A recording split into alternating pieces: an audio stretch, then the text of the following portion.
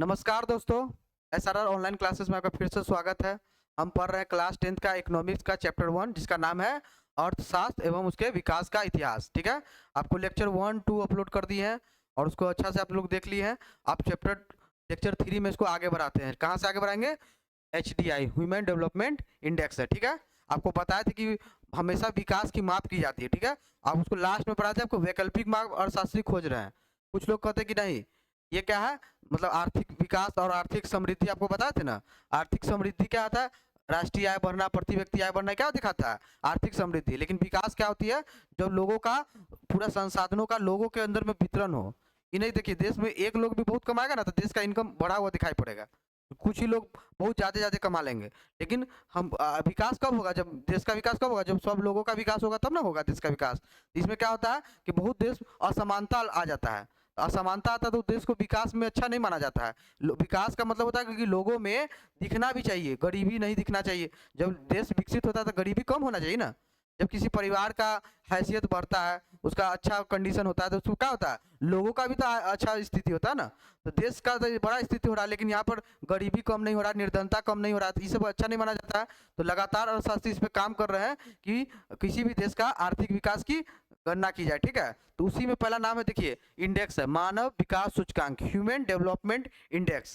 ये पूरा देश, पूरा दुनिया में जितना देश है उस सब का होता है, लेकिन इसको करता कौन है? यूएनडीपी करता है। यूएनडीपी मतलब पूरा इंटरनेशनल लेवल पे एक क्या है, संगठन है जिसमें पूरा देश लगभग मेंबर है। उसका नाम है यूएन, संयुक्त राष्ट्र, यूनाइटेड नेशन ऑर्गेनाइजेशन। उसी का एक यूनाइटेड नेशनल डेवलपमेंट प्रोग्राम देखता है कि विकास कार्यक्रम, संयुक्त राष्ट्र विकास कार्यक्रम पूछता है इसका full form, united national development programme. इसको कौन प्रकाशित करता है? मानव विकास सूचकांक को यूएनडीपी। ठीक है, और इसको दिया कौन था? तो इसके देने में दो आदमी का हाथ था, एगो पाकिस्तान का महबूब उल हक और भारत का अमर सेन। लेकिन अमर सेन का नाम नहीं दिया हुआ। दोनों को अर्थशास्त्र के क्षेत्र में नोबेल पुरस्कार मिला। ठीक है, ये है पाकिस्तान का महबूब उल हक। इसके निर्देशन में पहली बार HDI ये आया था, प्रस्तावित किया गया था इसी के द्वारा। HDI जो पूरा इंटरनेशनल लेवल पे पसंद आया था लोगों को कि अच्छा इंडेक्स है, लोग के विकास के बारे में अच्छा सी जानकारी देता है। तो इसमें क्या क्या चीज है? ह्यूमन डेवलपमेंट इंडेक्स जो है, इंडेक्स मतलब सूचकांक, आप कैमा नंबर पे आते हैं, कैमा स्थिति है आपका। तो इसमें कौन सी शामिल होता है? इसमें कुछ ही देश में क्या क्या चेक करते हैं, तो इसमें देखिए क्या क्या चेक करते हैं। ठीक है, ये यूएनडीपी द्वारा प्रकाशित होता है। ये इसका जो प्रकाशित कर देता है उसका नाम क्या हो जाता है? HDR, human development report. ठीक है, इसका नाम होता है सूची, मानव विकास सूची में देश की तुलना लोगों के। अब इसमें देशों की तुलना किसके आधार पे करते हैं? लोगों की शैक्षणिक स्तर के आधार पे, उसकी स्वास्थ्य स्थिति के आधार पे, उसके प्रति व्यक्ति या पर कैपिटा इनकम के आधार पर उसमें देशों में चेक किया जाता है। जैसे सऊदी अरब, देखिए सऊदी अरब जैसा देश क्या है, वहां पर बहुत ज्यादा पैसा है। तो इसराइल में देखिए, बहुत सारा देश में जाइएगा अरब देश में, तो वहाँ पे पैसा बहुत ज्यादा है, लेकिन लोगों के अंदर विकास में उतना कमी मिलेगा। क्यों? क्योंकि लोगों का शैक्षणिक स्तर वैसा नहीं है, लेकिन फिर भी उसके पास पैसा है। तो उसको विकसित देश की सूची में रखा जाएगा? नहीं रखा जाएगा। उसको उसका पर कैपिटा इनकम देखिएगा, प्रति व्यक्ति है, लोगों का औसत ज्यादा निकल के आता है, लेकिन फिर भी उसको विकसित में नहीं रखा जाता। क्यों? क्योंकि ये सूची आ गया है। ये खाली पैसा पे नहीं बात करता, प्रति व्यक्ति आए तो तीसरा नंबर पे आता है इसमें। मतलब इसका एक एक आधार है, बाकी दो आधार देखा जाता है। शैक्षणिक और स्वास्थ्य स्तर, वहाँ का शैक्षणिक स्तर क्या है? कम है, विकसित देश जैसा नहीं है, इसलिए उसको नहीं रखा गया है। और दूसरा स्वास्थ्य स्तर भी देखा जाता है कि लोगों में जीवन प्रत्याशा कैसी है, वहाँ पे लोग कैसा जीवन जी रहे हैं, कितना साल उनका उम्र है, बीमारी होने पर अच्छा हॉस्पिटल सुविधा है कि नहीं, ये सब। शैक्षणिक स्तर मतलब पढ़ाई लिखाई, लोगों की जागरूकता भी चेक करी जाती है। ठीक है, ये ह्यूमन डेवलपमेंट रिपोर्ट हमें दिखाता है कि मान किसी भी इंसान में, किसी भी देश के अंदर में लोगों की अगर शैक्षणिक स्तर अच्छा क्वालिटी का है, जैसे बिहार में क्या है, मतलब कि जो साक्षरता दर निकल के आता है, कितना निकल के आता है, तो वही जो परसेंटेज में निकल के आता है 2011 की जनगणना में देखिएगा, भारत का कितना चेक कर लीजिएगा, बिहार का देख लीजिएगा, तो वो लगभग कितना होना चाहिए? 100% या 99 प्लस होना चाहिए। ठीक है वो करे, है कि नहीं? केरल जैसे राज्य में है कि नहीं? और भी देखिएगा गोवा, मिजोरम, ये नागालैंड, इस सब देश में क्या है, साक्षरता बहुत अच्छा लेवल पे पहुंच गया है। ठीक है, तो खाली साक्षरता से नहीं होगा, स्वास्थ्य सुविधा, हॉस्पिटल सुविधा भी अच्छा होना चाहिए। दूसरा, प्रति व्यक्ति आय भी अच्छा होना चाहिए। तो ह्यूमन डेवलपमेंट में 3 सूचक होते हैं, पूछ देगा। HDI में कितने सूचक शामिल होते हैं? तो क्या बताइएगा? 3। पहले बोलिएगा शिक्षा प्राप्ति, क्या बोलिएगा? शिक्षा प्राप्ति, जीवन आशा, जीवन प्रत्याशा भी कह सकते हैं, जीवन आशा भी कह सकते हैं। उसके बाद जीवन स्तर। ठीक है, अगर फॉर्मूला पूछेगा तो सबको जोड़ दीजिएगा, जीवन आशा सूचकांक प्लस शिक्षा प्राप्ति सूचकांक प्लस जीवन स्तर सूचकांक। ठीक है, तो ये लिख लिख के आपको जो बहुत टाइम लगता है, इसलिए आपके लिए बोले थे ना समर्थन कीजिए, आगे हम बहुत कुछ अच्छा लाएंगे। तो इसलिए आपका पूरा बुक का हम अच्छा से सूची बना के पूरा पीपीटी टाइप में बना के आपको पढ़ाएंगे आज, ठीक है। आगे देखिएगा, चलिए आगे बढ़ते हैं। देखिए एक देश है, इसमें बहुत सारा देश का तुलना किया गया, एचडीआई रिपोर्ट निकला है, उसमें देशों की तुलना की गई। जैसे नॉर्वे है, नॉर्वे देखिए इसका मूल्य पूछेगा आपको, एग्जाम में पूछा हुआ है एचडीआई का मूल्य कहाँ से कहाँ तक जाता है, तो 0 से लेकर 1 तक जाता है, 0 से लेकर 1 तक, और कम से कम होगा तो 0 होगा, ज़्यादा से ज़्यादा 1 होगा। इसलिए तो नॉर्वे जैसे देश को कितना मिला है 0.965, एक भी नहीं है, 1 होगा तो बहुत विकसित हो जाएगा, पूरा विकसित, अब वहाँ विकास का जरूरत नहीं है। नॉर्वे में सबसे अच्छा नंबर आया 0.965, एचडीआई के क्रम में कितना नंबर पे है, 1 नंबर पे, रिपोर्ट में कितना नंबर पे आया है, 1 नंबर पे। ऑस्ट्रेलिया को देखिएगा तो 0.957, तो कितना नंबर पे आया, तीसरा नंबर पे, ठीक है। श्रीलंका को देखिए 0.755, एक छोटा सा देश है, भारत का पड़ोसी समुद्री देश, उसका नंबर कितना नंबर पे आया, 93 नंबर पे। अब पाकिस्तान का देखिए 0.539, उसका रैंकिंग कितना निकला है 134। भारत का देखिए 0.611, तो उसका रैंकिंग कितना निकला है 126 भारत का, ठीक है। चीन का देखिए 0.768, श्रीलंका से ज्यादा है, चीन का नंबर कितना है 81। और लास्ट बांग्लादेश देखिए भारत ही के बराबर है 0.530, कितना नंबर पे आया 137। तो टोटल इसमें देश कितना है 177 देश है, इसमें कितना देश है टोटल 177 देश है, ठीक है। ये कब कौन साल का है 2004 का, कौन साल का है 2004 का, लेकिन प्रकाशित कब हुआ है 2006 में, प्रकाशित कब हुआ है 2006 में। ये कब का है 2004 का, प्रकाशित कब हुआ 2006 में। इसमें टोटल कितना देश है 177 देश है, ठीक है। भारत का रैंकिंग पूछेगा तो कितना है 126, स्कोर कितना है 0.611, ठीक है। तो लिंग, अब देखिए जीडीआई होता है जेंडर ग्रोथ इंडेक्स, ठीक है। 2000 ईस्वी में भारत का कितना था 100, 2004 में कितना हो गया 94, ठीक है। 2000 ईस्वी में कितना था भारत का 105 था, अब कितना हो गया 94, मतलब इसमें ग्रोथ कर रहा है, ये भी आपके बुक का ही है, ठीक है। आगे देखते हैं, चलिए अब देखिए, अब इसको क्लियर से आपको समझाएंगे। राष्ट्रीय विकास रिपोर्ट, ठीक है, नेशनल ह्यूमन रिपोर्ट, ठीक है। देखिए अच्छा से देखिए पढ़ते हैं। यूएनडीपी की मानव विकास की तर्ज पर भारत की पहली मानव विकास रिपोर्ट अप्रैल 2002 में जारी की गई। कब जारी किया गया पहली बार 2002 में, कब, मानव विकास रिपोर्ट। ये राष्ट्रीय है, यह वो अंतर्राष्ट्रीय था, पूरा दुनिया के सब देश का करता था। ये भारत का भी अपना एक इंडेक्स हर राज्य का निकाला जाता है, उस राज्य का थोड़ी देखेगा, वो तो ओवरऑल पूरा देश का देखता है। तो भारत के राज्य का कौन देखेगा, तो भारत जो है ना केंद्र स्तर पर क्या कराता है, एक यही रिपोर्ट को केंद्र स्तर पर निकालता है कि सभी राज्य का हम स्तर देखते हैं, उस हिसाब से क्या बनाता है केंद्र सरकार योजना बनाता है कि जो राज्य में पीछे है तो उसको क्या करे, अच्छा से योजना में जल्दी योजना बना के उसको आगे किया जाए, ठीक है। तो ये देखिएगा यूएनडीपी की मानव विकास की तर्ज पर, उसी की तर्ज पर, यूएनडीपी की तर्ज पर भारत में भी क्या होता है भारत की पहली मानव विकास रिपोर्ट अप्रैल 2002 में जारी की गई योजना आयोग द्वारा। तो पहले आप सुने होइएगा, अभी नीति आयोग जो है, अभी क्या है 2015 में नीति आयोग बन गया था, उससे पहले क्या था योजना आयोग, उससे पहले क्या था, उससे पहले क्या था योजना आयोग था, उससे पहले क्या था योजना आयोग। योजना आयोग क्या करता था, पंचवर्षीय योजना बनाता था, हर राज्य के लिए योजना बनाता था, है कि नहीं। तो योजना आयोग क्या किया है, तैयार की गई रिपोर्ट को तत्कालिक प्रधानमंत्री, उस समय प्रधानमंत्री कौन थे 2002 में, अटल बिहारी वाजपेयी ने 23 अप्रैल 2002 को दिल्ली में जारी किया। कहाँ जारी किया, दिल्ली में। रिपोर्ट को भारतीय लोकतंत्र के लिए महत्वपूर्ण दस्तावेज बताया गया। रिपोर्ट को क्या बताया गया कि भारतीय लोकतंत्र के लिए क्या है महत्वपूर्ण दस्तावेज है, ठीक है रिपोर्ट। क्यों, क्योंकि योजना आयोग के तत्कालिक अध्यक्ष कौन थे, केसी पंत थे, उस समय क्या थे तत्कालिक अध्यक्ष कौन थे, केसी पंत। उसने क्या कहा, राज्यों के लिए योजना का आकार तय समय से इस आधार पर बनाया जा सकता है, इसे पहली क्या कहते हैं राष्ट्रीय मानव विकास रिपोर्ट 1981-91-2001 के लिए राज्यों तथा संघीय क्षेत्रों एचडीआई मूल्यों का अनुमान लगाया गया था, ठीक है। इस रिपोर्ट में विकास की दरें भिन्न भिन्न थी, ठीक है। केरल का रैंक सबसे ऊपर था, जबकि बिहार, मध्य प्रदेश, असम ये सब बीमारू राज्य में। पूछता है कि बीमारू राज्य में कौन नहीं है, आपके बिहार बोर्ड का क्वेश्चन है, बीमारू राज्य में कौन सा देश आता था। बी आई से बिहार हो जाएगा, एम से मध्य प्रदेश, ए से असम, आर से क्या होगा राजस्थान, ठीक है, और यू से उत्तर प्रदेश, ठीक है।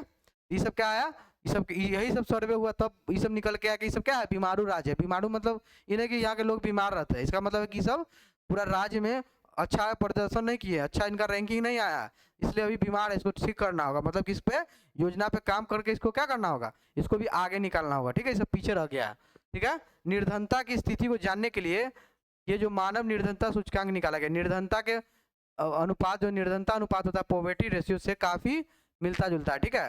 राष्ट्रीय मानव विकास रिपोर्ट के अनुसार हिमाचल प्रदेश, देखिए हिमाचल प्रदेश, तमिलनाडु और महाराष्ट्र, जम्मू कश्मीर आदि में क्या है, HPI ह्यूमन पॉवर्टी इंडेक्स में जो है कमी आई है। यहाँ पर क्या गरीबी में कमी आएगी, कौन कौन राज्य में, महाराष्ट्र में, हिमाचल प्रदेश, तमिलनाडु, जम्मू कश्मीर सब में, ठीक है। वहीं बिहार जो है और उत्तर प्रदेश राज्य में इसमें मामूली कमी आई है। बिहार इस समय कम ही गरीबी दूर हुआ है, बाकी सब ज्यादा गरीबी दूर नहीं हुआ, ठीक है। उपभोक्ता व्यय वो आर्थिक विकास का सूचक माना जाता है, ठीक है। देश की पहली राष्ट्रीय मानव विकास रिपोर्ट बताया गया, विगत कुछ वर्षों में देश में ग्रामीण जनता की व्यय क्षमता में कमी आई है, जबकि शहर में वृद्धि हुई है। व्यय क्षमता क्या होता है कि लोग कितना खर्च कर रहे हैं या खर्च करके क्या क्या पा रहे हैं, ठीक है। तो गांव में क्या हुआ, इसमें कमी आया है, और शहर में काफी मिला। आधारित संरचना आपको पिछला क्लास में बता दिए थे, पढ़िएगा तो पढ़ देंगे, लेकिन पढ़ाए हुए हैं, ठीक है। देखिए आधारित संरचना का मतलब क्या है, उस सुविधा और सेवाओं से है जो देश के आर्थिक विकास के लिए सहायक होती है। कि क्या होती है, मतलब उस वो क्या है, सुविधा और सेवाओं से है।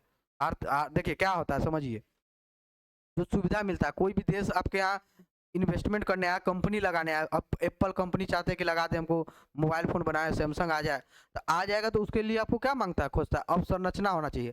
आधारित संरचना मजबूत है कि नहीं, आधारित संरचना में क्या होता है, वो तो आके टेक्नोलॉजी लगा के व्यापार शुरू कर देगा, लेकिन आपके पास वो क्या खोजेगा, मतलब कि वहाँ पे चोरी डकैती, मतलब वहाँ पे क्या हो, सुरक्षा मिले उसको, उसका कंपनी का लोग आए, वो आए तो उसमें क्या हो, सुरक्षा मिले देश के अंदर में, ये ना कि कोई उड़ाइए दे पूरा कंपनी के हर चीज़ को, है ना।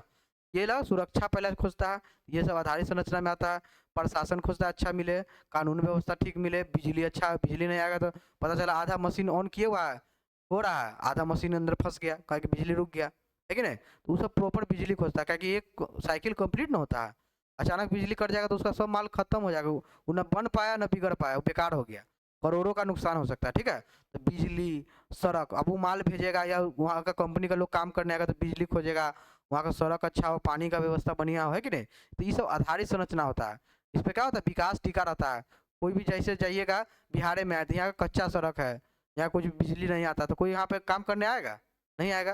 गांव में कोई काम करने क्यों नहीं जाते, क्योंकि वहाँ पे आधारित संरचना का अभाव रहता है, सड़क नहीं ठीक रहता है, चोरी लूटपाट आराम से हो जाता है कि नहीं। वहाँ पे क्या होता है, बिजली नहीं आता है, ये सब आधारित संरचना का कमी दिखाता है। विकसित देश ये सब का है, उसका आधारित संरचना मजबूत है, सड़क, कानून व्यवस्था वहाँ का टॉप लेवल का मिलेगा। वहाँ छोड़ भी दीजिएगा गाड़ी बाहर, तो आपको चोरी करके नहीं ले जा सकता है, कानून व्यवस्था, सुरक्षा, ये सब देता है वहाँ के लिए, इसलिए लोग वहाँ पे प्रोत्साहित होते हैं जाने के लिए, कमाने के लिए, रहने के लिए, उद्योग लगाने के लिए, समझे। आधारित संरचना क्या होती है, और सेवाओं से भी है, जैसे लोगों के अंदर में काम करने की क्षमता। अब देखिए यहाँ पे काम करने आएगा, लोगों को लूड़े नहीं, पढ़े लिखे नहीं है, कोई को समझाइएगा, कामों पे रखिएगा तो वो आपको 10 बार दिमाग खराब कर देगा, तो ऐसा आदमी को काम पे रखिएगा नहीं ना। तो कुशल कारीगर भी चाहिए, सेवा भी चाहिए अच्छा से, कि हम लोग को जो भी चाहिए सेवा मिल जाए, है कि नहीं। आराम से ऑटो रिक्शा यातायात मिल जाए, कोई को ले जाने के लिए, माल ढोने के लिए, ये सब मिल जाए, है ना। तो यहाँ पे सेवा और क्या चाहिए, सुविधाओं से होता है, इसका तात्पर्य क्या होता है, सेवाओं और सुविधाओं से होता है, जिससे आर्थिक विकास के लिए महत्वपूर्ण जाना जाता है। जैसे बिजली, अच्छा से बिजली मिले, परिवहन, माल को लाने ले जाने के लिए, संचार, नेट वोट अच्छा से काम करे, मोबाइल फ़ोन अच्छा से काम करे, बैंकिंग, लोन वोन आराम से मिल जाए, स्कूल पढ़ने के लिए उसको कर्मचारी आएगा तो पढ़ने के लिए स्कूल चाहिए, ठीक है, कॉलेज, ये सब शहर में ज़्यादा देखिएगा अच्छा मिलता है, अस्पताल आदि आर्थिक विकास का आधार होता है, ये आधार होता है, इस सब के बिना आपको कोई आएगा नहीं यहाँ पर, ठीक है। उन्हें देश का आधारिक संरचना कहा जाता है, इसी को आधारभूत संरचना कहा जाता है, ठीक है। किसी देश के आर्थिक विकास के लिए ये आधार का काम करती है, महत्वपूर्ण होता है, ठीक है। जैसे देश का आधारभूत संरचना ढांचा, ठीक है, जितना अधिक होगा वो देश उतना ही अधिक विकसित होगा, जिस देश का आर्थिक संरचना ज़्यादा होगा उस देश का विकास भी ज़्यादा होगा, ठीक है। चलिए आगे देखते हैं। चलिए हमारी अर्थव्यवस्था देखिए, बिहार के विकास अब ये खत्म हो गया, अब बिहार का स्थिति देखिए, ठीक है। बिहार का स्थिति क्या है, बिहार का ना आप पढ़ रहे हैं ना, एग्जाम दे रहे हैं बिहार बोर्ड का, तो बिहार का स्थिति क्या है, आर्थिक व्यवस्था वहाँ विकास कैसा, अभी भी बिहार में कितना गरीबी है कि नहीं। तो बिहार का स्थिति ऐसा क्यों है, आप समझिए पूरा। देखिए बिहार की विकास की स्थिति देखिए, कैसा विकास किया है। बिहार का इतिहास पहले देखिए, काफी गौरवशाली रहा है, इतिहास में जाइएगा ना तो पूरा भारत में देखिएगा तो बिहार एक टॉप राज्य माना जाता था। किस आधार पर? क्योंकि वहाँ पे गौतम बुद्ध जैसे व्यक्ति हुए। गौतम बुद्ध को ज्ञान की प्राप्ति कहाँ हुआ? गया में हुआ था, बिहार में। महावीर ने यहाँ पे शांति उपदेश दिया, ठीक है। महावीर ने यहीं पे अपना जीवन का त्याग किया है कि नहीं। चंद्रगुप्त, ठीक है, अशोक, ये सब महान राजा थे। चंद्रगुप्त पूरा अफगानिस्तान तक कब्जा था, है कि नहीं। अशोक जैसा राजा, शेरशाह सूरी जो मुगल को टक्कर दे दिया था, बिहार का था। गुरु गोविंद सिंह का जन्म यही ना हुआ था, पटना साहिब में, पटना सिटी में, ठीक है। बाबू कुंवर सिंह जो अंग्रेज को नाक को चना चबा दिए थे। देश रत्न कौन है? पहला राष्ट्रपति डॉक्टर राजेंद्र प्रसाद का जन्म इसी बिहार से हुआ था। इसी बिहार में जन्मे थे ये लोग, और कितना बढ़िया काम किए थे, है कि नहीं। बिहार प्राचीन में ऐसा नहीं था। प्राचीन में इसका इतिहास क्या काफी गौरवशाली रहा है, ठीक है। बिहार में क्या हुआ? महात्मा गांधी ने पहला अपना जो सत्याग्रह शुरू किया था, कहाँ से किया था? चंपारण से। चंपारण बिहार से क्या किए थे महात्मा गांधी? अपना सफल एक पहला सत्याग्रह शुरू किए थे, है कि नहीं।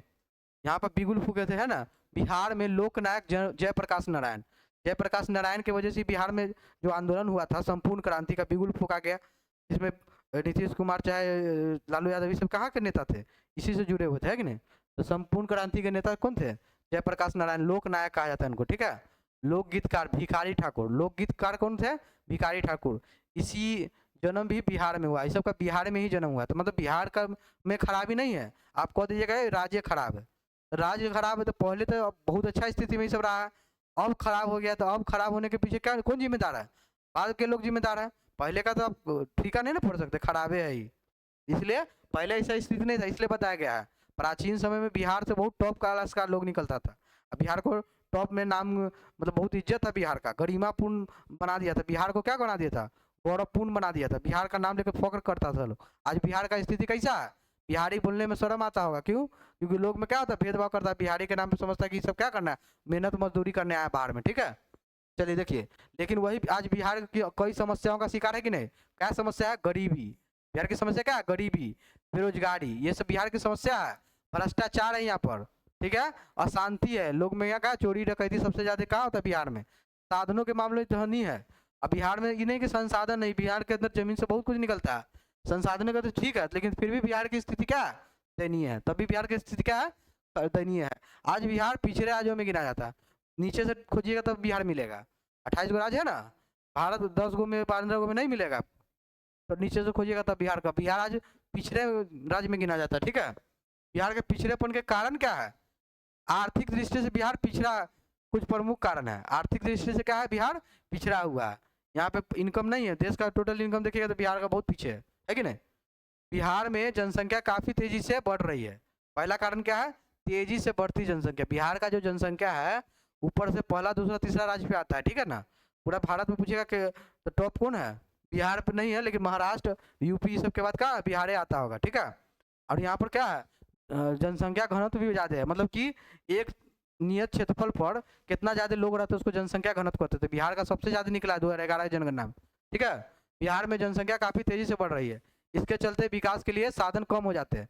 अब जब जनसंख्या ज्यादा होगा, आप ही समझिए, आपके घर में ज्यादा लोग होंगे, कमाई उतने होगा, तो सबको क्या बोले, सबको तो ज्यादा शौक पूरा होगा नहीं ना होगा। सबका पेटे भरने में, हल्का परानी में सब पैसा खत्म हो जाएगा।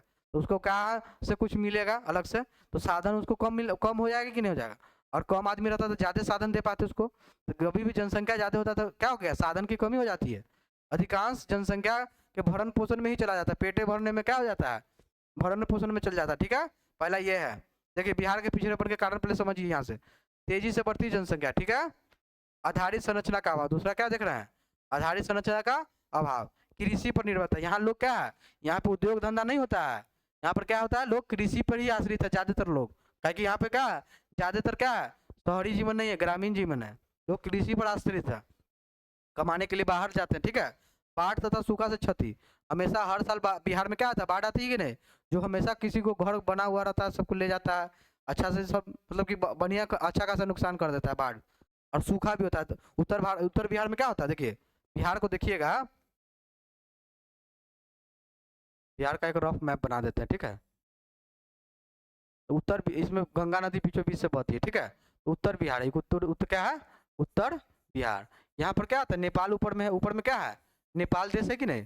नेपाल देश है तो क्या होता है? पानी आता रहता है। क्या आता है? नदी आती रहती है, ठीक है। और दक्षिण बिहार में सूखा रहता है, यहाँ दक्षिण बिहार है, यहाँ क्या है दक्षिण बिहार, ये क्या है सूखा से घिरा रहता है, ये क्या है यहाँ पे सूखा है, यहाँ पे क्या पड़ता है सूखा। उत्तर बिहार में क्या आता है बाढ़ आती है, जबकि दक्षिण बिहार क्या है सूखा। तो यहाँ पे बिहार में बाढ़ और सूखा की समस्या है, ठीक है। औद्योगिक पिछड़ापन है, यहाँ पे उद्योग धंधा नहीं है, फैक्ट्री नहीं है, गरीबी है बिहार में, पहले से गरीबी है और गरीबी बढ़ता जा रहा है। खराब विधि व्यवस्था है, यहाँ पर विधि व्यवस्था क्या है खराब है, कानून उनून उतना अच्छा से लोग फॉलो नहीं करता है।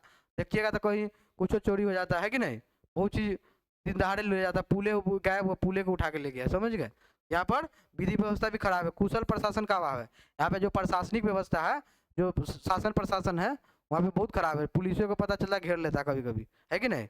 यहाँ पे ये सब समस्या है, ठीक है। दूसरा देखिए आधारित संरचना का अभाव, आधारित संरचना बताया ना, किसी भी देश का आधारित संरचना जितना मजबूत होगा देश उतना विकास करेगा कि नहीं। वहाँ पे सड़क, स्कूल, अस्पताल, बिजली, प्रशासन, ये सब देखा जाता है कि नहीं देखा जाता है, सुरक्षा, ये सब होता है किसी देश का आधारित संरचना, जो बिहार में भयानक कमी है। देखिए किसी भी देश या राज्य के विकास के लिए आधारित संरचना जरूरी होती है, लेकिन बिहार इसके मामले में पीछे है। बिहार क्या है, सड़क अच्छा नहीं है, बिजली नहीं आता है, कोई इतना गांव में तो बिजली पहुंचा नहीं, देखबे नहीं किया बिजली क्या होता है, आता भी है तो 1 घंटा के लिए आता है।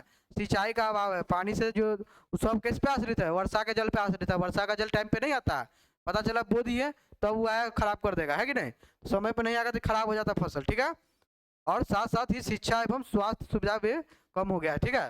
शिक्षा और स्वास्थ्य सुविधा भी क्या है कम है, बिहार में क्या है शिक्षा और स्वास्थ्य सुविधा भी कम है, इस वजह से भी बिहार पिछड़ेपन का स्थिति कायम है, ठीक है।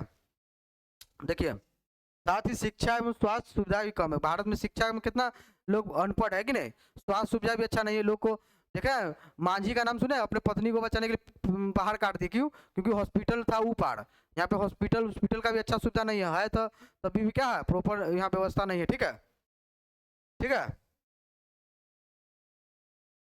चलिए तीसरा देखेंगे कृषि पर निर्भरता, आपको ये दोनों बता दिए। कृषि पर निर्भरता मतलब देखिए तो बिहार जो है, बिहार में कमाने के आदमी का उपाय क्या है कृषि, सबसे मुख्य काम किससे जुड़ा हुआ है, गांव गांव में लोग किससे जुड़ा हुआ है, खेती ही उपाय है। खेती जिसके पास जमीन है तो खेती कर लेता, और जिसके पास जमीन नहीं वो खेत दूसरा के खेत पर मजदूरी कर लेता।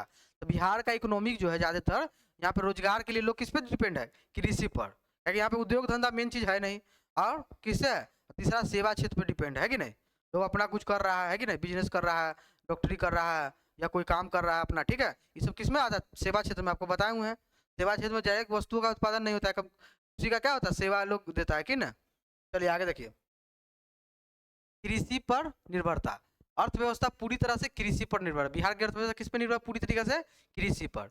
यहाँ की अधिकांश जनता कृषि से रोजगार पाती है या कृषि पर निर्भर करती है, ठीक है। लेकिन हमारी कृषि की भी हालत ठीक नहीं है। अब देखिए अगर आप मान लीजिए कि गाँव, आप समझिए कि क्या होता है, जो वो आपको होता है परछन बेरोजगारी होता है, परछन बेरोजगारी समझिए क्या होता है।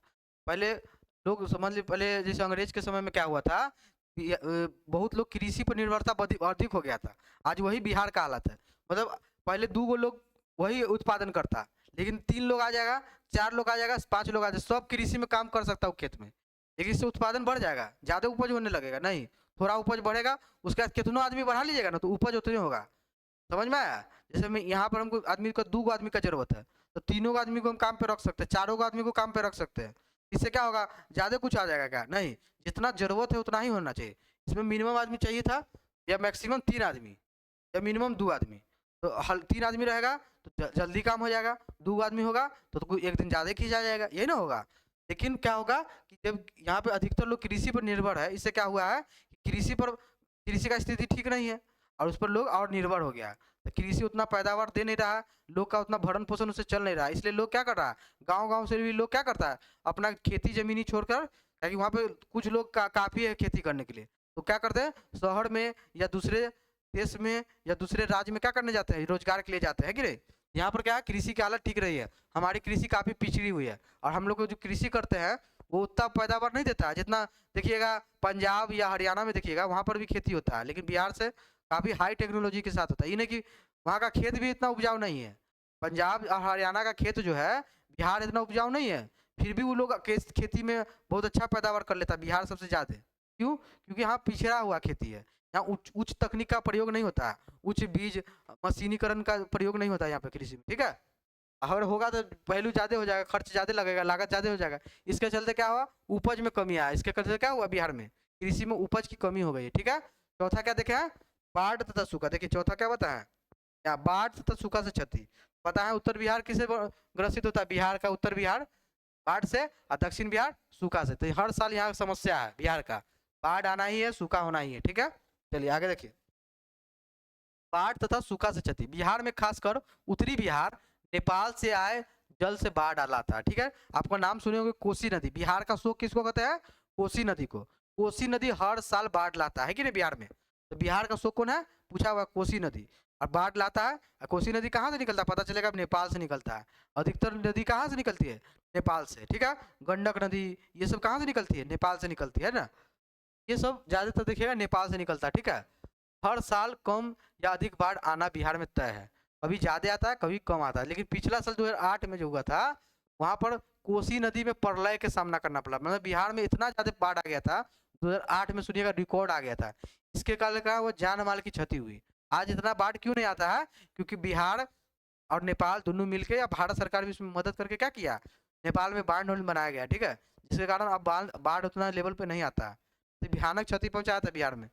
समझिए कि सब चीज बनाया हुआ क्या होगा, घर तर सब निकाल के ले जाता है कि नहीं, बाढ़ में बहुत हानि होता है। इससे साल 2009 में भी नेपाल से जल में बागमती नदी में बाढ़ देखने को मिला। इस साल मतलब 2008 में तो मिल गया, 9 में भी वही हाल हुआ, बागमती नदी में क्या आ गया, बाढ़ देखने को मिल गया। ठीक है, इसके आसपास के इलाके जैसे सीतामढ़ी हो गया, दरभंगा हो गया, मधुबनी हो गया, फसल में काफी बर्बादी हुई। जो भी फसल उस समय होगा खेत में, सबको बर्बाद कर दिया होगा। ये चित्र 1.2 में देख सकते हैं। देखिए इस तरह सूखे की मार दक्षिण बिहार झेलता है। अब देखिए सूखा कौन झेलता है, अभी बता दिए, दक्षिण बिहार। इससे हमारे किसानों को अकाल जैसी स्थिति का सामना पड़ा। सूखा से क्या होता है, अकाल।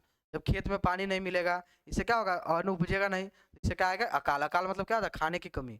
अकाल को क्या कहते हैं इंग्लिश में, फेमाइन। अकाल को क्या कहते हैं इंग्लिश में, फेमाइन। फेमाइन में क्या होता है, खाने की कमी हो जाए, अन्न उपज में नहीं करता। ठीक है, ये इस चित्र में दिखाया गया। चलिए आगे देखिए, पचवा क्या है, इस तरह बिहार बाढ़ तथा सूखा दोनों के चपेट में रहता है। ये पूछेगा तो आप लिख सकते हैं। ठीक है, औद्योगिक पिछड़ापन, क्या लिखेगा पचवा, औद्योगिक पिछड़ापन। किसी भी देश या राज्य के लिए उद्योग का विकास जरूरी होता है। ठीक है, किसी भी देश का विकास करना या राज्य का विकास करना, उसके लिए सबसे ज्यादा जरूरी क्या है, वहाँ पे ज्यादा फैक्ट्री होगा। फैक्ट्री होगा से क्या होगा, दो काम होगा। पहला तो रोजगार मिलेगा, लोगों का इनकम बढ़ जाएगा, देश का इनकम भी बढ़ जाएगा। लोग का इनकम ही देश का इनकम है। जगह कैसे है, देश थोड़ी कमाता है, यहाँ के लोग कमाते हैं। तो जैसे लोग रोजगार सबको मिलेगा, जैसे पैसा आमदनी बढ़ेगा तो देश का भी आमदनी बढ़ जाएगा, है कि नहीं। तो पहला तो रोजगार बढ़ा रहा है, उद्योग धंधा। दूसरा क्या कर रहा है, वस्तु का उत्पादन कर रहा है ज्यादा। उत्पादन अधिक करेगा तो क्या होगा, दूसरा बात, पहला बात क्या होगा कि हम लोग को बाहर से मंगाना नहीं पड़ेगा, तो देश का खर्चा बचेगा। ठीक है, और यहाँ के लोग से अगर खरीदेंगे, उत्पादन बढ़ेगा तो रोजगार तो बढ़ ही रहा है, और देश का पैसा खरीदेंगे तो देश में रह जाएगा, है कि नहीं। यहाँ से उत्पादन भी बढ़ेगा, जिससे भारत क्या कराएगा, तब निर्यातक देश बन जाएगा। भारत क्या करेगा, उत्पादन तो करबे करेगा, देश में तो बेचबे करेगा, विदेश में भी बेच देगा। बिहार का डॉलर में भी कमाई होने लगेगा, देसी मुद्रा भी आने लगेगा बिहार में, तो बिहार का रुपया मजबूत होते रहेगा, है कि नहीं। ये बहुत उपाय है। उद्योग धंधा लेकिन बिहार में है नहीं। किसी भी देश या राज्य के लिए उद्योग का विकास जरूरी होता है, लेकिन बिहार में औद्योगिक विकास कुछ दिखता ही नहीं है। यहाँ पर औद्योगिक विकास दिखता नहीं, मात्र चीनी का मिल है जो बंद हुआ है। जब जब 15 नवंबर 2000 ईस्वी को पता होगा कि बिहार और झारखंड अलग हो गया था, बिहार से झारखंड क्या हो गया था, अलग हो गया था। बिहार से झारखंड क्या हो गया था, अलग हो गया था। कब हुआ था, 15 नवंबर 2000 को। तो इससे क्या हुआ, ज्यादातर उद्योग धंधा कहाँ चल गया, झारखंड में चल गया। बिहार के पास क्या मिला, खाली जमीन मिला और चीनी मिल सब, जो बाद में बंद भी हो गया। यहाँ के सभी खनिज क्षेत्र, बड़े उद्योग और प्रतिष्ठान अभी देखिए क्या कर रहा है। ठीक है, बिहार, लेकिन बिहार का विकास कुछ दिखता नहीं। यहाँ के सभी खनिज, बड़े उद्योग, प्रतिष्ठान, अभियांत्रिक संस्थाएं झारखंड चलेगा। देखिए दे दिया झारखंड चलेगा। इस कारण बिहार में कार्यशील औद्योगिक इकाई की संख्या नगण्य हो गई है। जो कार्यशील है अभी, जो उद्योग धंधा अभी चल रहा है, उसकी संख्या क्या हो गई, काफी कम हो गई है। ठीक है, चलिए देखिए छठा नंबर पे क्या है, गरीबी। बिहार में क्या है, पॉवर्टी है। क्या है, पॉवर्टी मतलब गरीबी है कि नहीं। बिहार में गरीबी, बिहार एक ऐसा राज्य है जहाँ गरीबी के भार काफी अधिक है। सबसे ज्यादा देखिएगा गरीबी कहाँ है, बिहार में। राज्य में प्रति व्यक्ति आय राष्ट्रीय के औसत आय से भी आधे से भी कम है। अब बताइए, अगर देश कमाता है 10,000 रुपया, देश का औसत इनकम निकला प्रति व्यक्ति आय, तो बिहार का क्या निकलेगा, 5,000 से भी कम, मतलब मानिए 4,000 निकलेगा। अब बताइए, देश का प्रत्येक लोग कमा रहा है 10,000, बिहार में कमा रहा है 10, तो कहाँ से अमीर बनेगा? गरीबे ना रह जाएगा। इससे चलते क्या है, बिहार पिछड़ा राज्य में और निर्धन राज्य में गिना जाता है, ठीक है। तो बिहार में निर्धनता का दुष्चक्र में फंसा हुआ है बिहार, ठीक है। चलिए आगे देखिए, 7वां नंबर क्या है, खराब विधि व्यवस्था। यहाँ का विधि व्यवस्था भी क्या है, बहुत अच्छा नहीं है। लोग का यहाँ पर क्या, सुरक्षा व्यवस्था, यहाँ पर लोग सुरक्षित उतना नहीं है। यहाँ पे चोरी आराम से हो जा रहा है, कोई भी क्राइम, कोई भी क्या हो रहा है यहाँ पे बिहार में ज्यादा देखने को मिल रहा है कि नहीं। अच्छा राज्य में जाइएगा जहाँ पे सब मजबूत होता है, वहाँ पे ये सब कुछ समस्या नहीं देखने को मिलेगा। आदमी आराम से 1-1 बजे रात तक घर आता है, 2-2 बजे रात तक घर आता है और आराम से आता है कि नहीं। वहाँ पे जो विधि व्यवस्था बहुत अच्छा है हर तरह से, ठीक है। कानून व्यवस्था बहुत, प्रशासन टॉप लेवल का है। लेकिन बिहार में ये सब का कमी दिखता है। किसी भी देश या राज्य के लिए शांति और सुव्यवस्था, सुव्यवस्था मतलब अच्छा से व्यवस्था बनी रहे, जरूरी है। लेकिन बिहार में वर्षों तक कानून व्यवस्था कमजोर स्थिति में रहा है। यहाँ पर देखिएगा तो ज्यादातर चोर डकैत या भी माओवादी सबका क्या है, वर्चस्व ज्यादा देखने को मिला है, ठीक है। जिसके चलते नागरिक शांति पूर्वक उद्योग नहीं चला पा रहे हैं। अब कोई काम करने भी आ रहा है ना, तो यहाँ पे भगा दे रहा है लोग सब। यहाँ पे दबंगई है, यहाँ पे माफिया है। अब उसके सामने क्या कहेगा, हफ्ता लाओ। तो ये सब कौन काम करेगा यहाँ पे, कौन उद्योग लगाने जाएगा, है कि नहीं। कानून व्यवस्था ठीक नहीं है, पता चला कि सुरक्षा भी नहीं है यहाँ पर, कुछ चोरी होगा उसका कोई गारंटी नहीं। तो कोई भी उद्योग धंधा बिहार से दूर भागता है। तो पिछड़ापन का एक कारण यही है। बढ़िया लोग अपना पूंजी पैसा लगा के यहाँ पे लुटवाने के लिए नहीं आना चाह रहा है। क्यों? क्योंकि यहाँ विधि व्यवस्था ठीक है नहीं है, माफिया गुंडा ये सब का राज है। यहाँ पर क्या है, दबदबा है। तो इससे क्या होगा, कोई उद्योग धंधा कैसे लगाएगा, है कि नहीं। इस तरह खराब विधि व्यवस्था भी बिहार के पिछड़ेपन के लिए महत्वपूर्ण है। आप समझ में आ गया कि बिहार में खराब विधि व्यवस्था भी क्या है, लोग के लिए यहाँ पर अच्छा व्यवस्था नहीं दे पा रहा। बिहार के पिछड़ा में गिनती जाए इसलिए, क्योंकि उद्योग धंधा कोई नया आदमी पैसा पूंजी लगा के यहाँ पे नहीं आना चाहता है कि नहीं, चाहिए उसको खराब होने की स्थिति में। अब देखिए, कुशल प्रशासन का अभाव, यही प्रशासन भी अच्छा नहीं है। उस बिहार की प्रशासनिक व्यवस्था ऐसी नहीं है जिसमें पारदर्शिता का अभाव हो। यहाँ पे पारदर्शिता का अभाव है। पारदर्शिता मतलब खुलेआम जो भी चीज़ करे प्रशासन, वो दिखा के करे, लोगों को बता के करे, इस सब का अभाव मिलता है। इसके कारण भ्रष्टाचार अनेक उदाहरण सामने आते हैं। तो कोई भी लोग यहाँ पे जागरूक है नहीं। यहाँ के सरकार भी, यहाँ के जो भी प्रशासन भी है, क्या कहते हैं, लोग को जागरूक नहीं कर रहे हैं, लोग को कुछ बताते नहीं, छुपाते हैं। पारदर्शिता का कमी है। लोग भी क्या यहाँ पर क्या अशिक्षित लोग हैं, बेवकूफ़ है, मतलब बेवकूफ़ नहीं कह सकते हैं, लेकिन अशिक्षित मतलब क्या है, क्या अज्ञानी है, ज्ञान नहीं है बहुत नियम कानून का, जिसके कारण कोई अधिकारी क्या करते हैं, लूट लेते हैं, है कि नहीं। भ्रष्टाचार बढ़ गया। अब देखिए, जनसंख्या 2001 में बिहार का और भारत का तुलना किया गया। देखिए जनसंख्या 2001 में बिहार का कितना था, भारत का पूरा 102 था, बिहार का कितना 8 करोड़, 8.25 करोड़। यही वृद्धि दर जनसंख्या में देखिएगा तो पूरा देश में 1.9% है, तो बिहार में कितना जनसंख्या वृद्धि हो रहा है, 2.5%। देखिए कितना ज़्यादा है, भारत से भी ज़्यादा ही सब में दिखा रहा है। ये अच्छा चीज़ है जनसंख्या ज़्यादा बढ़ना, नहीं है। साक्षरता दर, ये देखिए अच्छा चीज़ है, तो ये में कम करेगा। पूरा देश चल रहा है 65% पे, तो बिहार चल रहा है 47%, इसमें ना अच्छा करता है। साक्षरता पुरुष में देखिएगा तो 60%, और यहाँ पे देश में कितना 75% एवरेज है। साक्षरता स्त्री का देखिएगा तो 54% है पूरा देश में। अब देखिए कितना कम है, 33%, कितना पीछे हो गया स्त्री का शिक्षा में यहाँ पर। वार्षिक विकास दर, हर साल कितना ग्रोथ रेट है, 2.7% है बिहार का, लेकिन देश किससे ग्रो कर रहा है, 6% से। कृषि विकास है, कृषि में कितना विकास हो रहा है, कृषि पर आधार है, लेकिन कृषि का विकास कितना मात्र 1.1 है, जबकि देश का से भी कम है 2.7%। कृषि पर जनसंख्या की निर्भरता, यहाँ पर 73% लोग कृषि पर निर्भर है। कितना परसेंट है, 73% लोग, जबकि पूरा देश में 60% है। कृषि पर निर्भरता अच्छी नहीं मानी जाती है कि नहीं, ताकि कृषि से इनकम उतना आता नहीं है। कृषि से क्या होता है, अच्छा से आमदनी नहीं आता, तो लोग का निर्भरता भी ज़्यादा है यहाँ पर, ठीक है। गरीबी रेखा के नीचे जनसंख्या 42%, यहाँ 26%। प्रति व्यक्ति आय कितना है, 3948, 3948 रुपया, जबकि देश कितना पे ग्रो कर रहा है, 13,226। बिहार में क्या 6,000 में नहीं पहुंचा, 3948 है, 3,948। देखिए 10,000 13,000 से भी आगे भी पूरा भारत में ग्रो हो रहा है। आगे देखिए, तत्कालिक राज्यपाल, उस समय के राज्यपाल जो है वो राष्ट्रीय विकास परिषद, नेशनल डेवलपमेंट काउंसिल, एनडीसी में क्या कर रहे हैं, 2005 में अपना अभिभाषण में बिहार की आर्थिक स्थिति का लेखा जोखा प्रस्तुत किया। बिहार बहुत बेकार स्थिति में जा रहा है, ठीक है। उसमें स्पष्ट किया गया, क्या कि बिहार का विकास किए बिना देश का विकास नहीं होगा, ठीक है। इसलिए पूरा भारत का पूरा कर्तव्य है केंद्र सरकार का कि बिहार को पुश करके आगे ले जाए, जो भी कमी है उसको दूर करे, बिहार को भी क्या करे, आगे ले जाएगा तब ना देश आगे बढ़ेगा।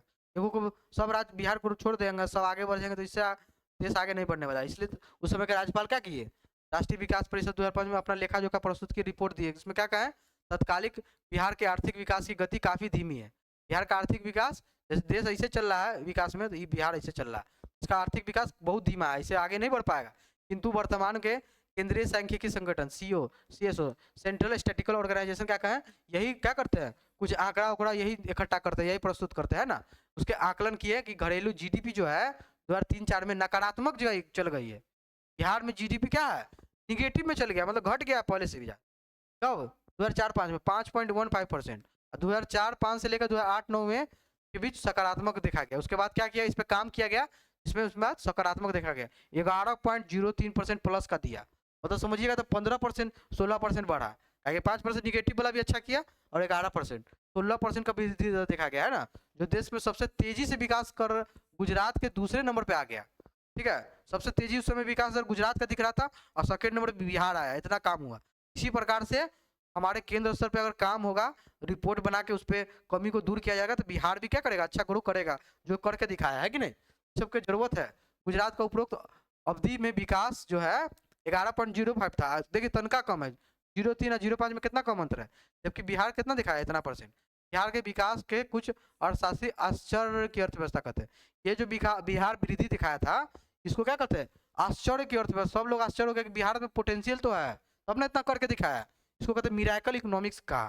क्या क्या, बिहार के इस वृद्धि दर को देख के बहुत से अर्थशास्त्री चकित हो गए। तो कहा आश्चर्य का अर्थव्यवस्था, मिराकल इकोनॉमिक्स हो गया बिहार का। बिहार के पिछड़ेपन को दूर करने का उपाय भी क्या है, देखिए, आर्थिक विकास की गति को तेज कर दीजिए।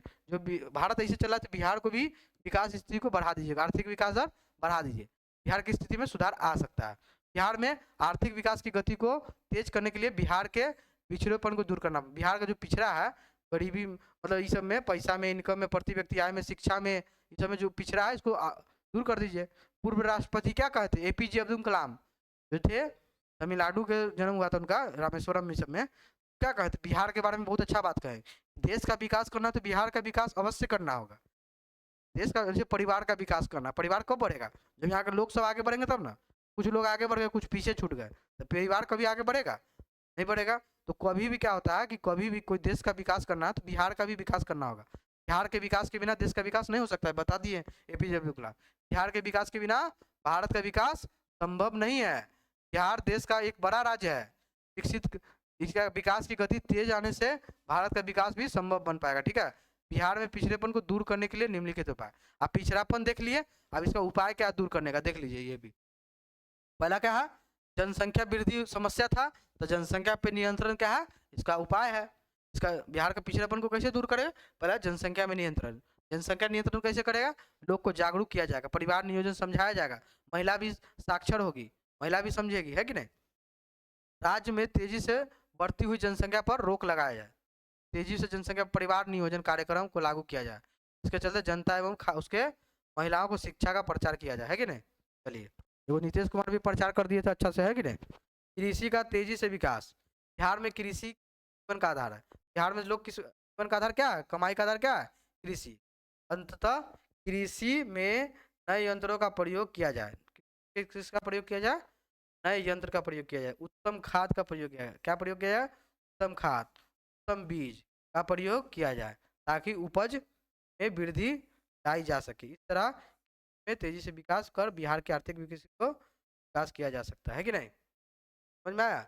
कृषि का तेजी से विकास, बिहार में जीवन का आधार क्या है, कृषि। कृषि में नए यंत्रों का प्रयोग, कृषि में अब नया नया यंत्र जो पंजाब में हो रहा है, ठीक है। उत्तम खाद, खाद भी अच्छा करे, जो पैदावार, जो मिट्टी का कमी पूरा कर दे। उत्तम बीज, जो अच्छा क्वालिटी का बीज हो, अच्छा पल रहेगा, अन्न होगा, ठीक है, ताकि उपज में वृद्धि हो। इस तरह तेजी से विकास, बिहार के आर्थिक विकास भी मजबूत होगा। तीसरा क्या है, बाढ़ में नियंत्रण, जो वहाँ समस्या है, बाढ़ और सूखा से समस्या है कि नहीं, तो देखिए बाढ़ में नियंत्रण कर लीजिए।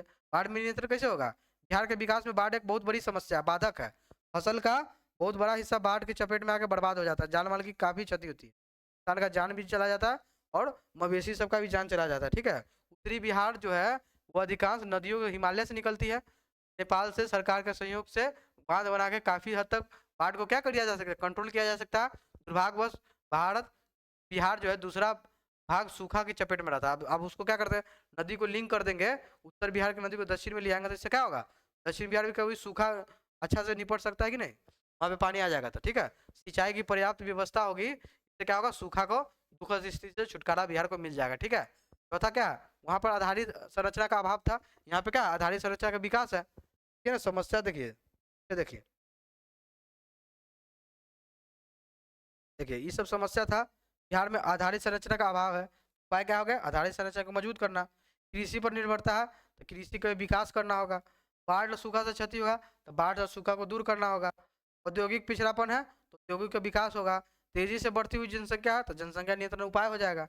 एक बार में आपको दो काम हो जा रहा है कि नहीं, गरीबी है तो गरीबी को दूर करना, खराब विधि व्यवस्था को मजबूत करना, यही उपाय हो जाएगा। कमी पढ़ लीजिएगा तो उपाय इसी को कर लीजिए, एक बार में दो क्वेश्चन याद हो जाता है।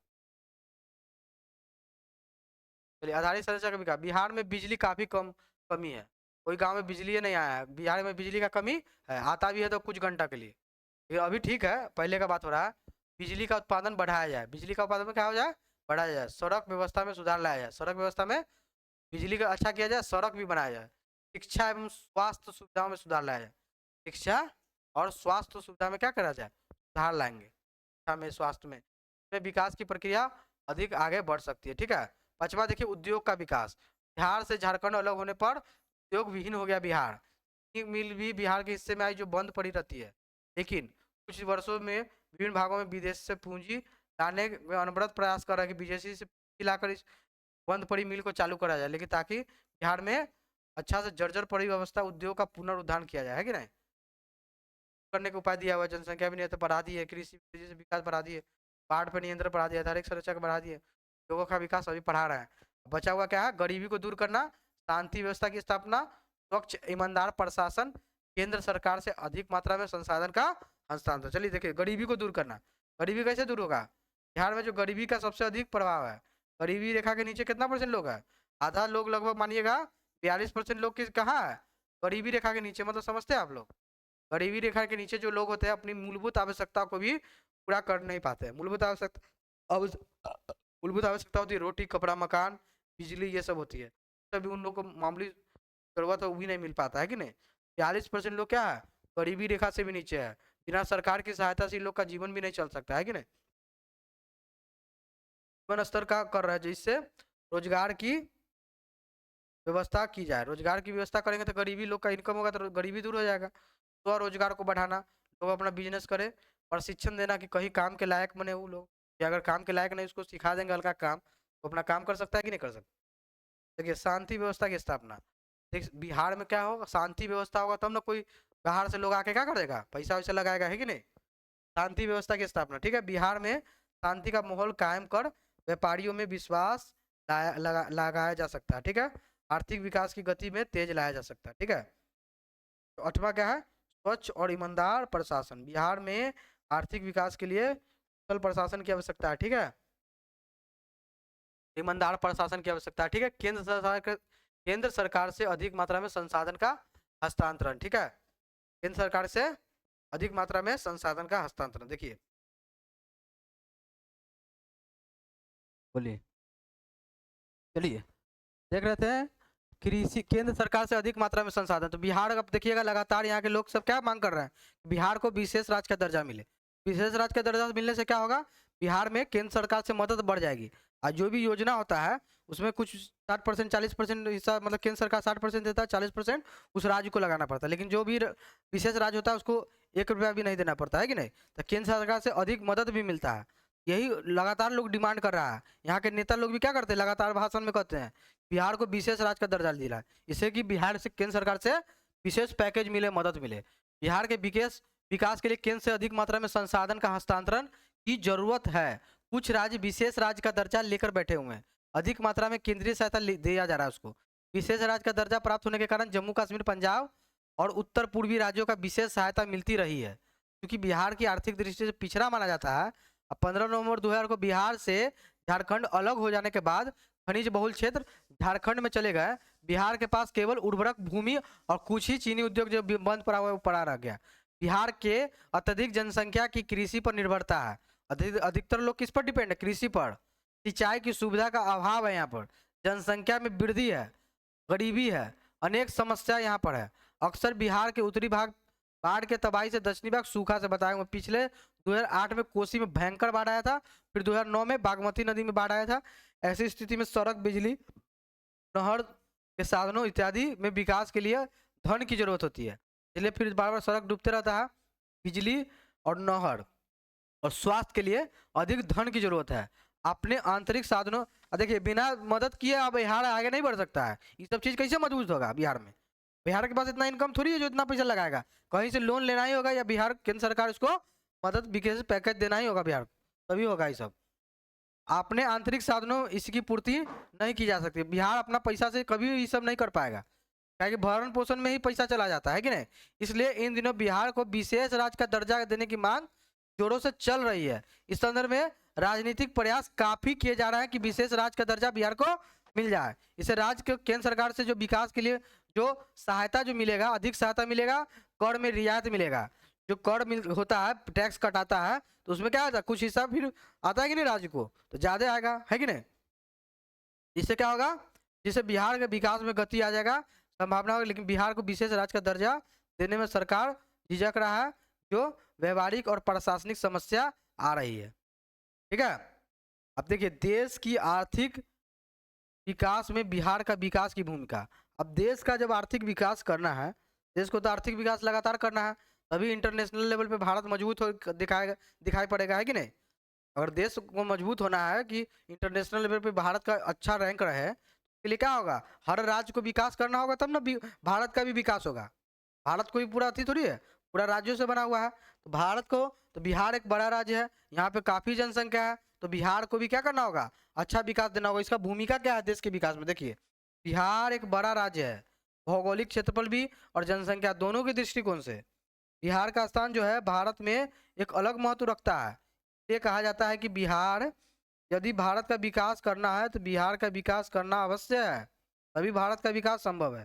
चाहे राजनीतिक साझेदारी की बात हो, विकास के मापदंड को स्थापित करने की, ठीक है,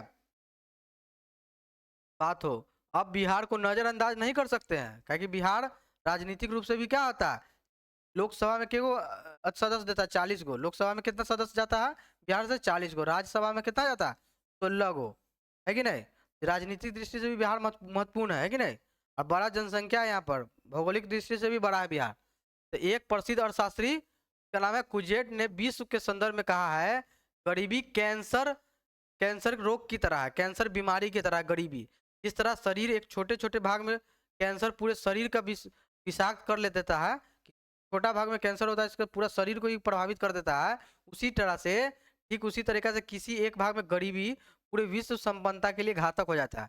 कहीं भी एक गरीबी हो गया, पूरा भारत को आगे नहीं बढ़ने देगा, विश्व को भी क्या करेगा, आगे नहीं बढ़ने देगा, है कि नहीं। तो इस उपरोक्त कथन से सार्थकता से इस बात की बिहार पिछड़ा और गरीब रहकर क्या होगा, गरीब रहकर हम भारत के लिए विकास समृद्धि की कल्पना नहीं कर सकते। बिहार देश का एक ऐसा राज्य है जहाँ अत्यधिक फर्टाइल लैंड है, यहाँ पे उर्वरक लैंड है जो अच्छा उपजाऊ करता है। हिमालय से निकलने वाली नदियाँ भी हमेशा मतलब 365 दिन 24 घंटा बहते रहती है। यहाँ धरती के नीचे कम सतह पर जल प्राप्त हो जाता है। बिहार की नदियाँ इंटरलिंकिंग ऑफ रिवर से कर क्या कर सकता है, जल संसाधन को योजना को लागू कर दिया जा सकता है। उत्तरी बिहार बाढ़ से बचाया जा सकता है, दक्षिणी बिहार को सिंचाई के द्वारा सूखे से हिमालय के द्वारा बचाया जा सकता है। ठीक है, बिहार के दक्ष मानव संसाधन की कमी नहीं है। बिहार में जो है अच्छा खासा जनसंख्या है, जो युवा है, वहाँ पर हल्का सा प्रशिक्षण कौशल दीजिएगा, बिहार के लोग काम करने लायक बन जाएगा। यहाँ पे कमी है ही नहीं। ठीक है, न केवल वर्तमान के प्रौद्योगिकी टेक्नोलॉजी क्षेत्र में बिहार की भागीदारी अधिक है, बल्कि यहाँ कम पढ़े लिखे मजदूर भी ने भी दूसरे राज्यों में जाकर विकास को फलीभूत बनाया है। बिहार के लोग जो है कई देखिएगा बड़े बड़े राज्य जहाँ पे है, कई सऊदी अरब ये सब जो देश है, दुबई सब में बिहार के लोग काफी संख्या में गया के वहाँ को बनाया है, निर्माण किए हैं। तो बिहार में क्यों नहीं कर सकते हैं? बिहार में अवश्य उस संभावना है। ठीक है, ये बिहार को कैसे होगा, बिहार में कोई कमी नहीं है। ठीक है, देश के सूचना प्रौद्योगिकी इंफॉर्मेशन टेक्नोलॉजी में पंजाब, कृषि विकास में बिहार में मानव संसाधनों का प्रमुख योगदान है। अब बिहार में जो देखिएगा पंजाब में जो कृषि जो हुआ है, कृषि में इतना अच्छा व्यवस्था मिला है, उसमें बिहार का मजदूर लोग जाके वहाँ पे मेहनत किया है, तो वहाँ के लोग इनकम से क्या किए हैं, मशीन उशीन लगा लिए हैं। उसका बिहारी लोग को साइड कर दिए कि जाओ, इतना बिहारी का काम नहीं है, कुछ ही मशीन मेरा कर दे रहा है। इसमें किसका हाथ रहा है? बिहार का, बिहार के लोगों का, है कि नहीं? बिहार भी कर सकता है, यहाँ पे कुछ बस एक इतना योजना चाहिए अच्छा से, ठीक है। देश के आर्थिक विकास के प्रत्येक क्षेत्र में बिहारियों का योगदान रहा है। देश में कहीं भी जाइएगा, कोई भी राज्य के विकास में बिहार का योगदान है, कोई भी क्षेत्र में बिहारी लोग का बहुत बड़ा योगदान है कि नहीं? यहाँ के प्राकृतिक संसाधन, कर्मठ मानव संसाधन, यहाँ के लोग क्या है? कर्मठ है, तभी ना हर जगह जाके काम कर रहे हैं और पैसा कमा रहे हैं कि नहीं? यहाँ पे मानव संसाधन और कर्मठ लोग हैं। योगदान से बिहार की कृषि और कृषि जन या कृषि जनित उद्योग के विकास से राज्य का विकास किया जा सकता है कि नहीं? इसके विकास के द्वारा राज्य का विकास कर सकते हैं। हाल के वर्षों में बिहार के विकास में गति आई है। केंद्रीय सांख्यिकी संगठन ने बिहार का, ठीक है, आगे देखते तो अभी बॉक्स वाला पढ़ेंगे। वर्तमान विकास दर को 11.03% माना, जो देश के गुजरात के बाद दूसरा नंबर पे आता है, ठीक है। विगत वर्षों में भारत के विकास की गति तेजी आई है, भारत का विकास भी बढ़ा है क्योंकि बिहार का विकास हो रहा है। विकास की गति के कारण ही वर्तमान आर्थिक मंदी दुष्प्रभाव भारत की अर्थव्यवस्था पर कम हुआ है। तो पूरा वर्ल्ड लेवल पे 2008-9 में ग्रेट इकोनॉमिक डिप्रेशन आया था, मतलब कि पूरा विश्व क्या हो गया, आर्थिक मंदी से जूझ रहा था, तो भारत उतना उसका प्रभाव नहीं पड़ा, इसलिए, ठीक है, अच्छा भारत का स्थिति रहा था, ठीक है, प्रभाव से भारत बचा रहा। यहाँ यह संतोष की बात है कि विगत कुछ वर्षों में बिहार के विकास के लिए काम प्रयत्न किया जा रहा है। बिहार में प्रगति इस दौर का प्रशंसा देश भर में की जा रही है। बिहार का जो प्रगति हो रहा है इससे देश भर में प्रशंसा हो रहा है। यदि देश और बिहार कंधे में कंधा मिलाकर विकास करे तो वर्तमान दौर में को कारगर करते हुए 21वीं सदी में आर्थिक दृष्टिकोण से भारत विश्व के अग्रणी देशों में आ जाएगा, ठीक है, और बिहार को भी लेकर चला जाए।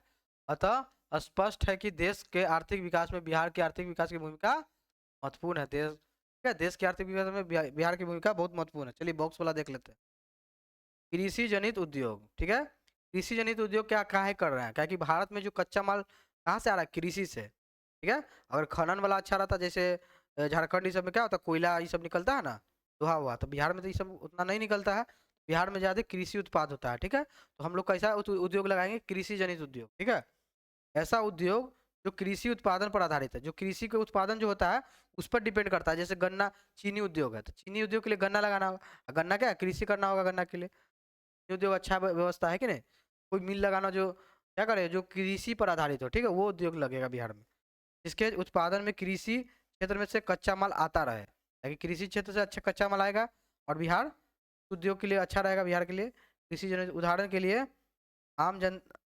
आम से अचार बनाना, जैसे आम से अचार बनाना, आम होते रहता है, टमाटर से टमाटर सॉस बनाना, ये सब उद्योग जो बिहार में लग जाएगा, बिहार का विकास बहुत तेजी में हो जाएगा, ठीक है।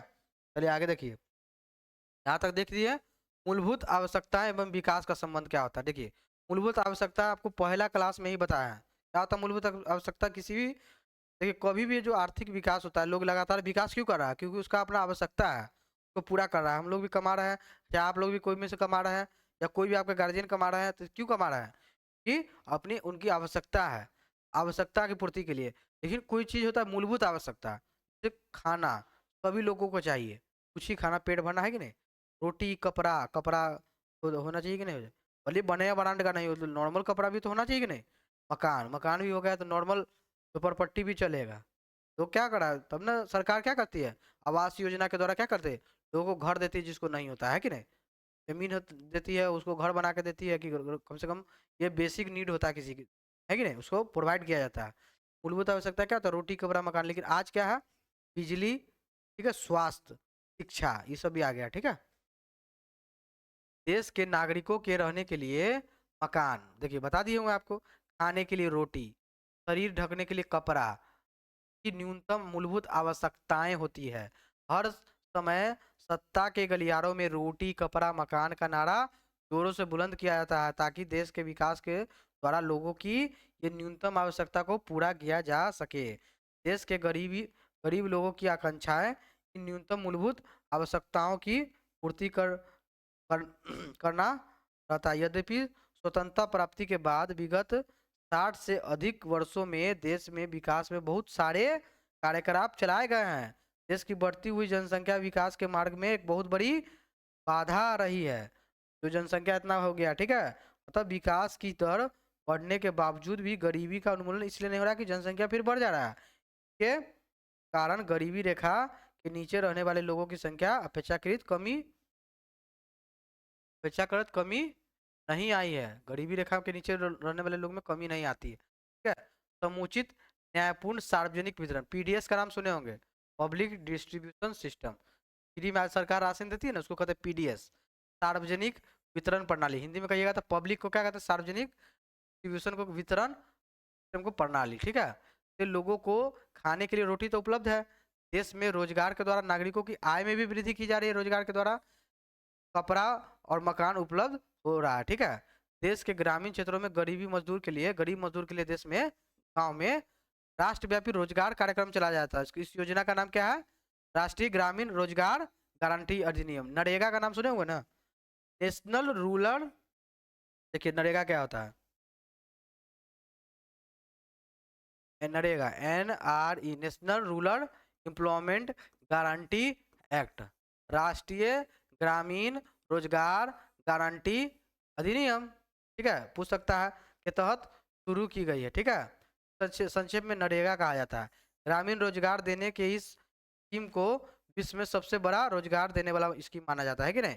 विकास की अवधारणा से हमारा मतलब है कि देश के सभी क्षेत्र और सभी वर्गों का विकास कर रहा है। तो विकास आपको खाली कृषि में नहीं करना है, सभी क्षेत्र मतलब क्या होता है, विकास मतलब क्या होना चाहिए, सभी क्षेत्रों के लिए विकास होना चाहिए। सभी क्षेत्र समझते हैं आप लोग, प्राथमिक क्षेत्र, द्वितीय क्षेत्र और तृतीय क्षेत्र पता है। प्राथमिक क्षेत्र मतलब कृषि का भी विकास हो, औद्योगिक क्षेत्र मतलब उद्योग भी लगे, उद्योग को जरूरत नहीं है भैया को, है कि नहीं, उद्योग का भी विकास हो, औद्योगिक क्षेत्र का, द्वितीय क्षेत्र का, और तृतीय क्षेत्र सेवा क्षेत्र, ठीक है। सेवा क्षेत्र का क्यों विकास हो, कि सेवा क्षेत्र एक विकसित माना जाता है कि नहीं, लोग को जब आवश्यकता बढ़ता है तो उसको सेवा भी कुछ कुछ चाहिए होता है, ठीक है, सेवा से अच्छा पैसा भी आता है, ठीक है, इसका भी जरूरत है, ठीक है। और सभी वर्गों का विकास हो, गरीब अमीर मिडिल क्लास सबका विकास हो, सभी वर्गों का विकास होगा तभी क्या होगा, अच्छा विकास माना जाएगा, ठीक है ना। विकास का मतलब यही होता है, सभी क्षेत्रों, हमारा मतलब कृषि व्यवसाय आदि से है, ठीक है, सभी क्षेत्र कृषि व्यवसाय आदि, सभी वर्गों का विकास का मतलब है पक्ष रूप से बिना भेदभाव के संपूर्ण समाज का विकास हो। इन दिनों सभी वर्गों का सम्यक विकास की अवधारणा के लिए चल रहा है एक, उसका नाम क्या है, आर्थिक शब्दावली क्या, इंक्लूसिव ग्रोथ, समावेशी विकास, ठीक है। कल आपको एक और क्लास लेंगे छोटा सा, जिसमें कुछ टॉपिक रह गया उसको हम क्लियर करेंगे, ठीक है। टॉपिक का नाम है सतत विकास रह गया है कि नहीं, तो बता, सतत विकास तो ज्योग्राफी में बताए किए हैं, लेकिन फिर से इकोनॉमिक्स में भी है, तो फिर से पढ़ाएंगे, ठीक है। सतत विकास और समावेशी विकास अभी है, अभी क्या है, समावेशी विकास, ठीक है, तो देख लेते हैं, ठीक है।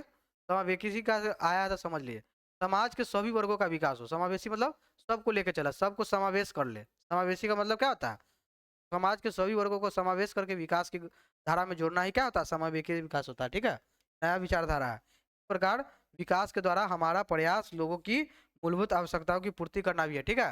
नरेगा देखिए पूछा हुआ एग्जाम में, नरेगा का फुल फॉर्म क्या है, ग्रामीण रोजगार देने वाला है, राष्ट्रीय योजना है, ठीक है, पूरा देश में चल रहा है। और गांव में अगर किसी को काम नहीं मिल रहा है तो नरेगा के द्वारा 100 दिनों के लिए काम फिक्स है, साल में मिलवे करता है, एक साल में कम से कम 100 दिनों के लिए काम मिलता है, ठीक है। के लिए न्यूनतम मजदूरी निर्धारित की गई है, नरेगा में मजदूरी फिक्स होता है 250 300, ये देखा जाता है कब क्या है, ठीक है, ये मिलता ही रहता है, 100 दिन के लिए काम मिलेगा, न्यूनतम 100 दिन के लिए, न्यूनतम, ये नहीं करा कि 100 ही दिन का मिलेगा, ज़्यादा भी मिल सकता है कि नहीं। पीछे को बॉक्स वाला छूट गया, देख लेते हैं। गरीबी रेखा क्या होता है, गरीबी को देखिए, गरीबी रेखा आप बताते हैं, गरीबी को मापने के लिए एक तरीका, एक अति होता है कि इतना रुपया, एक क्या करता था, एक माइल्ड स्टोन सेट कर दिया जाता है, अगर इसके नीचे कोई कमा रहा था गरीबी रेखा से भी नीचे की मूलभूत आवश्यकता भी इतना पैसा में नहीं पूरा होगा, ठीक है। जैसे देखिए गरीबी को निर्धनता के लिए योजना आयोग द्वारा एक बॉर्डर लाइन खींचा गया, बॉर्डर लाइन होता है, बताया था ना अभी, बॉर्डर लाइन, ठीक है, तो कहते हैं गरीबी रेखा या कैलोरी मापदंड पर आधारित होता है, ठीक है। कैलोरी मापदंड मतलब समझिए, लोग कैलोरी मतलब क्या होता है, जब भी हम लोग खाते हैं तो किसमें गिरा जाता है, कितना कैलोरी है, देखते हैं कुछ भी खाते होंगे तो क्या होता है उसमें कैलोरी लिखा होता है, तो कैलोरी मापदंड के द्वारा, या तो क्या कहते हैं, गरीबी रेखा कैलोरी मापदंड कहते हैं, ठीक है। अगर ग्रामीण क्षेत्र में अगर 2400 कैलोरी और शहरी क्षेत्रों में 2100, देखिए ग्रामीण में 2400 क्यों करा है, गाँव के लोग क्या होते हैं, ज्यादा उन लोग का शारीरिक कार्य होता है कि नहीं। शहर में देखिएगा तो शारीरिक काम कम है, गाँव से कम है, गाँव में देखिएगा तो कितनों करिएगा, घोड़े इतना दूर में रहता है, घूमने घूमने जाना होगा, दूर पे निकल जाएगा तो बहुत दूर चलना हो जाएगा, ठीक है। ये सब ग्रामीण में क्या कर, शारीरिक श्रम भी होता है वहाँ पर, कुछ भी काम आदमी कोई दूसरा आके नहीं करता है कि नहीं, और बहुत जगह पैदल चलना पड़ जाता है। तो 2400 चाहिए गांव में, और शहर में कितना कैलोरी चाहिए? 2100 प्रति व्यक्ति प्रतिदिन, प्रति व्यक्ति प्रति व्यक्ति। अगर इससे कम मिलेगा तो निर्धन हो गया। और शास्त्र में गरीबी का माप यह एक काल्पनिक रेखा के द्वारा की जाती है। इसे क्या कहते हैं? इस रेखा को क्या कहते हैं? इस रेखा से जो नीचे रहता है गरीबी रेखा के नीचे माना जाता है ना, और इससे ऊपर इससे संक्षेप में बीपी कहते हैं। बीपीएल मतलब क्या होता है? बीपीएल कार्ड सुनते हैं?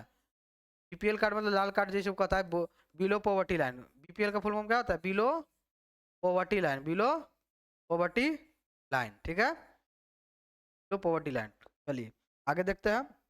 ये आपको पढ़ा दिए हैं, आपको ये चैप्टर खत्म हुआ नहीं है, ठीक है, ये आपको खत्म होगा कल, मतलब लगभग 10-15 जितना मिनट का बने, कल कुछ बचा हुआ चीज़ है, आपको कुछ छोड़ेंगे नहीं, पूरा पढ़ाने के बाद तो खत्म करेंगे। बहुत अच्छा सब्जेक्ट है, ठीक है, बहुत इस ज्ञान का वृद्धि होता है, ठीक है। कैसा लगा आपको कमेंट में रिएक्शन दीजिए, और सपोर्ट करने के लिए सब्सक्राइब करिए, और इसी तरह ऐसे ऑनलाइन